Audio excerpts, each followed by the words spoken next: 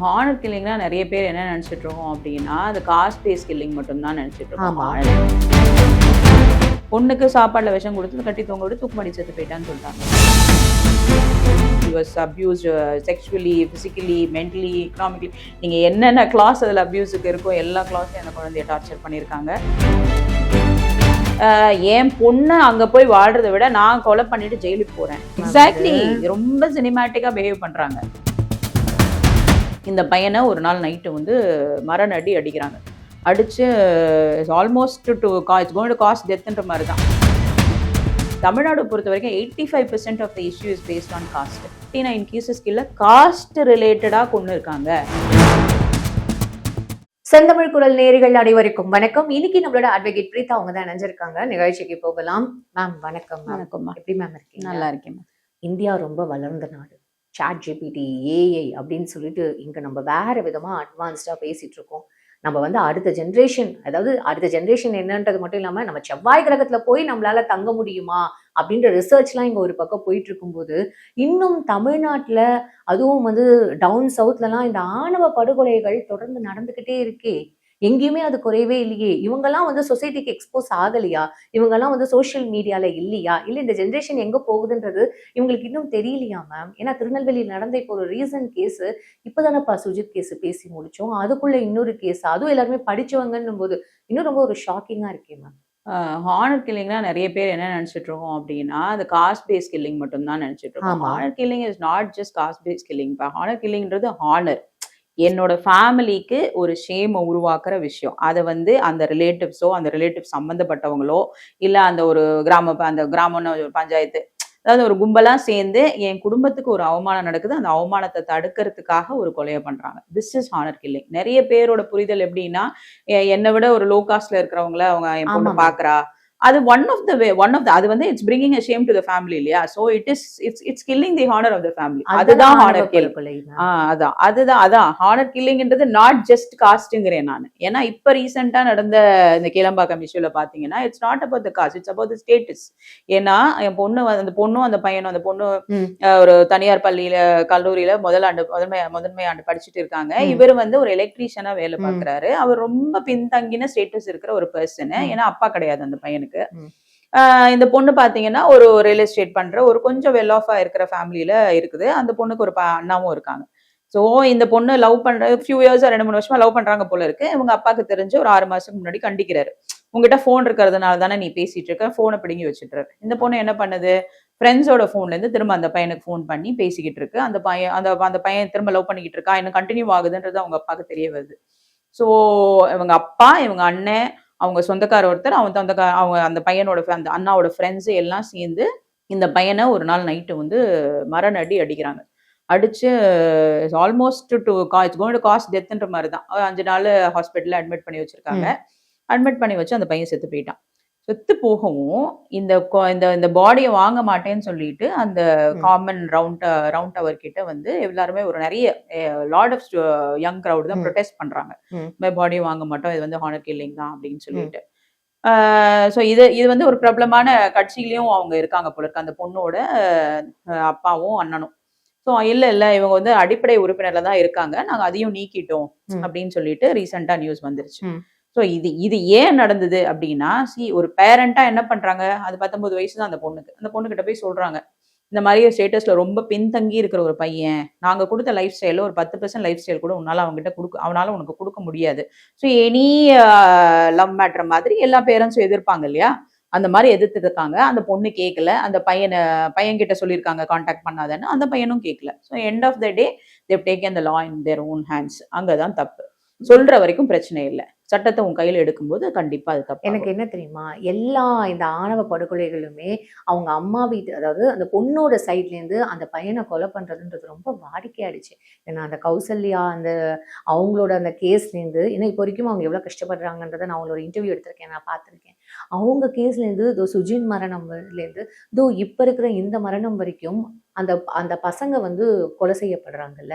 இது வந்து என்ன மேம், இது த்ரெட் டு த சொசைட்டி தானே மேம் ஆகுறீங்க? இது நீங்க இன்னைக்கு பாக்குறீங்க, நீங்க சொன்ன மாதிரி சோசியல் மீடியா இன்னைக்கு காமிக்குது. நான்லாம் சொல்றது 10-15 வருஷத்துக்கு முன்னாடியே எனக்கு ரொம்ப பர்சனல் க்ளோஸ் சர்க்கிள்ல ஒரு ஃபேமிலி, அந்த பொண்ணு வந்து காஸ்ட் இஷ்யூ. இது வந்து ஏன்னா தமிழ்நாடு பொறுத்த வரைக்கும் 85% of the issue is based on caste. என்னோட ஜாதியிலேருந்து அடுத்த ஜாதியில கம்மியா இருக்க ஜாதியில கல்யாணம் பண்ணா அவங்களை கொண்டுடுறது. ஸோ நான் சொன்ன இந்த க்ளோஸ் சர்க்கிள் அந்த பொண்ணை கட்டி தொங்க விட்டாங்க. இதுக்கெல்லாம் என்ன சொல்றீங்க? பையன் அடிச்சு சாவடிக்கிறாங்கன்னு சொன்னீங்க. பொண்ணுக்கு சாப்பாடுல விஷம் கொடுத்து கட்டி தொங்க விட்டு தூக்குமாடி செத்து போயிட்டான்னு சொல்லிட்டாங்க. இதெல்லாம் நடக்குது டவுன் சவுத்தில். நான் இது ரொம்ப நாட் ஈவன் வெரி ரொம்ப தமிழ்நாடு இன்டீரியர்லாம் கிடையாது. ரொம்ப இந்த இந்த இந்த டிஸ்ட்ரிக்ஸ் தான், திருநெல்வேலி, தூத்துக்குடி அந்த டிஸ்ட்ரிக்ஸ்ல தான். So 85% of the cases were marked for caste. இது 2021-25லேருந்து பார்த்தீங்கன்னா ஒரு 59 கேசஸ் கீழே காஸ்ட் ரிலேட்டடாக கொண்டு இருக்காங்க அப்படின்னு தமிழ்நாடுல ரெஜிஸ்டர் ஆயிருக்கு. இதுக்கெல்லாம் என்ன சொல்றது? தமிழ்நாடு முதன்மை மாநிலமா நம்ம இங்க நிறைய விஷயங்கள் வந்து பேசிட்டே இருக்கோம். ஆனா இன்னுமே வந்து நம்ம அந்த புரிதல்களும் இல்ல நமக்கு அந்த மாதிரியான ஒரு விஷயங்கள் வெளியில தான் நம்ம பேசுவோம். ஆனா நம்ம மனசுல இந்த மாதிரியான ஒரு அழுக்கு இருக்கு அப்படின்றத அதை நம்ம உணரணுமா மேம்? கண்டிப்பா ஒத்துக்கணும்ப்பா. இல்லைன்னு நீங்க எப்படி சொல்லுவீங்க? அதான் எவிடன்ஸ் கொடுக்குறேனே நான். தமிழ்நாட்டுல வந்து இத்தனை கேசஸ் இது வந்து இந்த பீரியட் இல்லை. I'm talking about for the last 20-25 years. இதெல்லாம் நடந்துட்டு தான் இருக்கு. காஸ்ட் பேசிஸ்ல எத்தனையோ பிள்ளைகளை நம்ம இழந்திருக்கோம். இந்த காதல் விஷயம்ன்றது. காதல் வந்து ஹானர் கில்லிங் நீங்க சொல்லும் போது மோஸ்ட்லி காஸ்ட் பேசிஸ் தான் நடக்கும். இப்ப நிறைய ஸ்டேட்டஸ் பேஸ்டு நடக்குது. ஒரே கம்யூனிட்டிஸ். நான் ரீசெண்டா டிஸ்கஸ் பண்ணது இந்த பிரவீன்குமார் கேஸ், அந்த Kelambakkam. That is not about cost, it's about the status simple. இதுக்கு என்ன சொல்றது? முன்னாடி காஸ்ட்னோம், இப்ப கம்யூனிட்டிங்கிறோம். அதுவும் சொந்த அதாவது சொந்த அப்பாவும் அண்ணனுமே சேர்ந்து பண்ற அளவுக்கு யோசிக்கிறாங்கன்னா இதை பெரிய கௌரவமா நினைச்சிருப்பாங்க.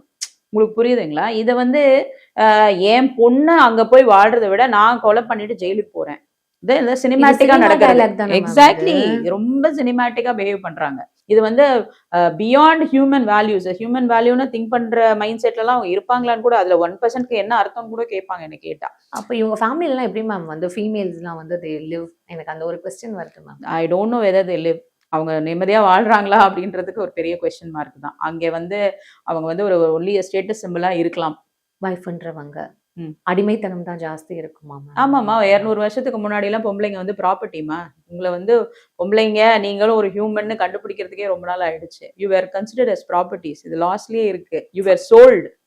இப்போ நம்ம வந்து இது எல்லாத்தையுமே தாண்டி இங்க எல்லாத்தையுமே மீறி ஒரு விஷயம் செய்யணும்னு நினைக்கும் போது இன்னுமே நம்ம வந்து இந்த ஆணவ படுகொலைகள் இந்த மாதிரியான ஒரு விஷயங்கள்லாம் இந்த சொசைட்டி பின்தங்கி போகிற மாதிரி தெரியலையா மேம்? ஆமா, டெஃபினட்டா ஆமா. நீங்க சொல்றதுக்கு எதுவுமே என்னால மறுக்கவே முடியாது. ஆமாதான், ரொம்ப பின்தங்கி போகும். எப்போ அப்படின்னா அந்த விமனா பார்க்காததுனால. நான் ஒரு விமனா இருக்கிறதுனால மட்டும் சொல்லல.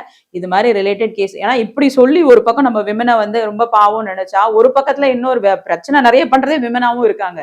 இதனால நம்ம இப்படி சொல்றதா அப்படி சொல்றதான்னு கூட தெரியல. ஐயோ பாவம் நம்ம நினைச்சா கூட, ஆமா இந்த மாதிரி ஃபேமிலி சர்க்கிள்ஸ்ல இந்த மாதிரி ஒரு ஒரு கம்யூனிட்டிக்குள்ள விமன்லாம் ரொம்ப கஷ்டப்படுறாங்கன்னு நினைச்சா கூட, இன்னொரு சைடு ருத்ரதாண்டவம் எடுத்து ஆடுறாங்க. தப்புகள் பண்றதே விமனா தான் இருக்காங்க. இந்த ரிதன்யா கேஸ் நம்ம பார்த்தோம். அதுல வந்து பாத்தீங்கன்னா வரதட்சணை கொடுமை அப்படின்றதெல்லாம் இதெல்லாம் நம்ம சின்ன வயசுல வந்து கேள்விப்பட்டிருப்போம். ஆனா அந்த ஒரு இன்சிடென்ட்னால வச்சு அந்த பொண்ணு அந்த லெட்டர் எழுதினா அந்த வாய்ஸ் நோட்லாம் எப்படி அதெல்லாம் ஒரு உலுக்கிச்சுன்றதை நம்ம பார்த்தோம். இல்ல ரிதன்யா கேஸ்ல வந்து மோர் தென் டவுரி வந்து இட்ஸ் மோர் ஆஃப் ட்ராமாமா அந்த பொண்ணுக்கு. நீங்க வந்து அந்த கேஸை கிளியரா படிச்சீங்கன்னா தெரியும். அந்த குழந்தை வந்து டவுரி ஹராஸ்மெண்ட்ல சாகல. அந்த குழந்தை வந்து டார்ச்சர்ல தான் செத்துருக்கா. She was abused sexually, physically, mentally, economically. நீங்க என்னென்ன கிளாஸ் அதுல அபியூஸுக்கு இருக்கோ எல்லா கிளாஸ்லயும் அந்த குழந்தைய டார்ச்சர் பண்ணியிருக்காங்க.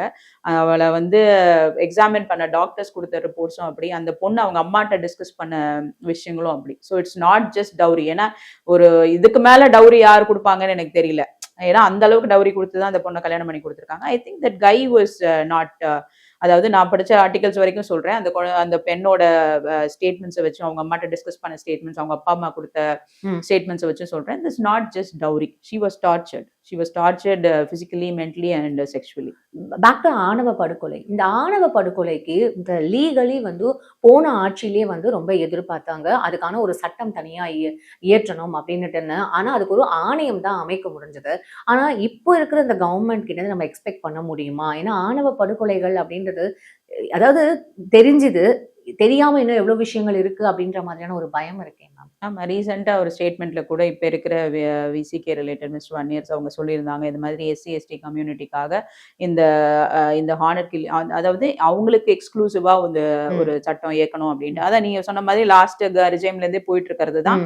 இந்த ரிஜைம்ல கண்டிப்பா கொண்டு வருவோம் அப்படின்னு சொல்லியிருக்காரு. Let's see how the government works on it. ஆனா இது வந்து நான் திரும்ப சொல்ற மாதிரி it is not just about caste, but 85% of the cases based on காஸ்ட்ன்றதுனால இதுக்கு நிறைய இம்பார்ட்டன்ஸ் நம்ம கொடுக்க வேண்டியதா இருக்கு.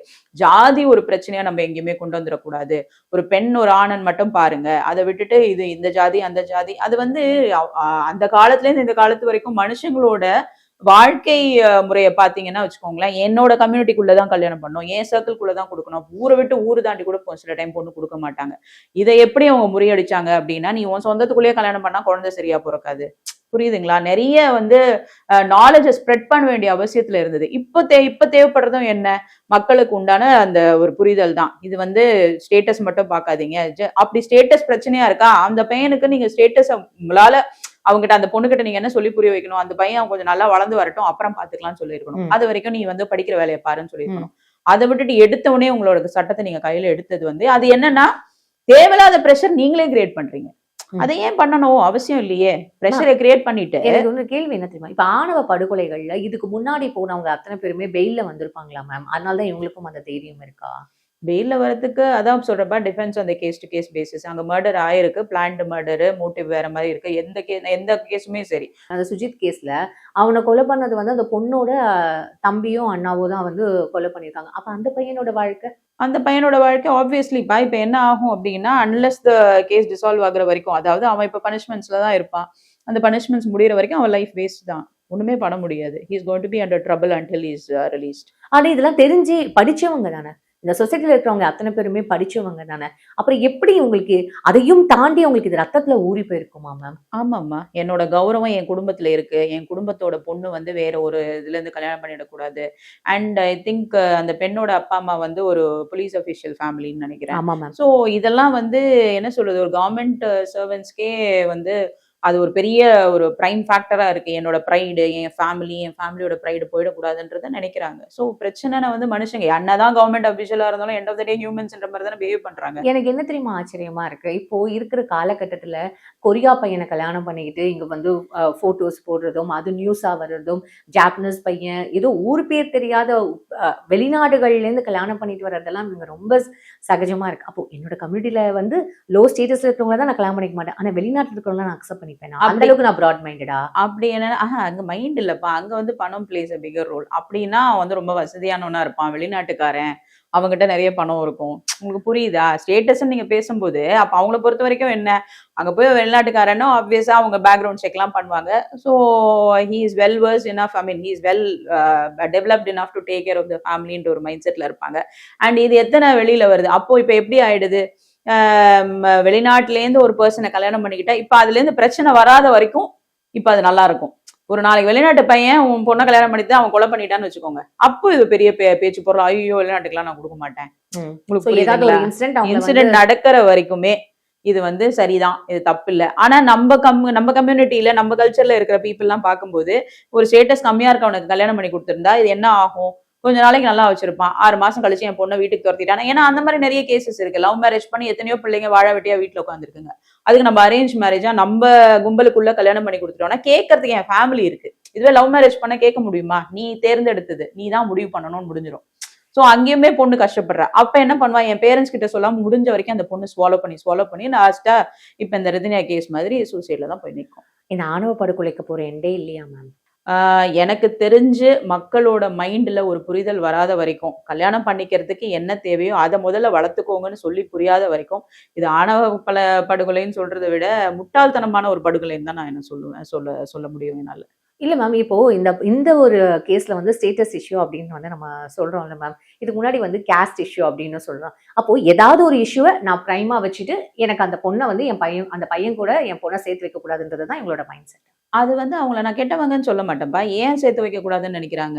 என் பொண்ணு அங்க நல்லா வாழாதுன்றதுனால தானே.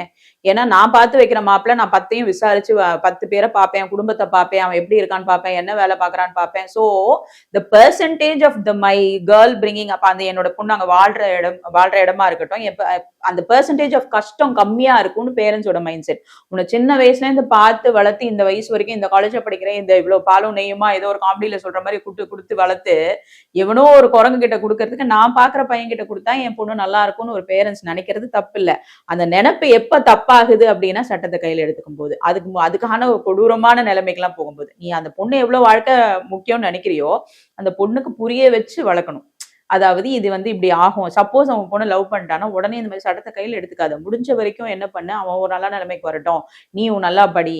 ஏன்னா இந்த மாதிரி காதல்ல வந்து எவ்வளவு வருஷம் லவ் பண்ணாலும் ஒரு கொஞ்ச நாள்ல வந்து அந்த பொண்ணுக்கே படிப்புன்னு ஒரு விஷயம் இருக்குல்ல. இப்பதான் காலேஜ் ஃபர்ஸ்ட் இயர் போறா, காலேஜ் ஃபைனல் இயர் போகும்போதே அந்த பொண்ணுக்கு ஒரு புரிதல் வந்துடும். என் ஸ்டேட்டஸ்க்கு இவன் சரியில்லை, நமக்கு வந்து இந்த மாதிரி ஒரு லைஃப் ஸ்டைல் தேவைப்படுது, அந்த லைஃப் ஸ்டைல் தேவைப்படும் போது இவன் இந்த மாதிரி பண்ண முடியாதுன்ற புரிதல் அந்த பொண்ணுங்களுக்கு எனக்கு தெரிஞ்ச ஒரு 60 to 70% ஆஃப் த பொண்ணுங்களுக்கு வந்துடும்.